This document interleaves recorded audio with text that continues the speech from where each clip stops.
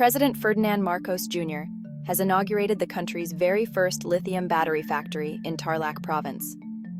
This isn't just any factory, it's a beacon of hope for renewable energy and the electric vehicle industry. StB Giga Factory Inc. aims to produce 2 gigawatt-hours of batteries annually by 2030. That's enough to power 18,000 electric vehicles and nearly 500,000 home battery systems. This initiative will create around 2,500 jobs and inject $5 billion into the economy each year. Marcos emphasized that this factory is crucial for job creation, technology transfer, and combating climate change. It signals a shift towards local production of electric vehicles and components, reducing the Philippines' dependence on imported fuels.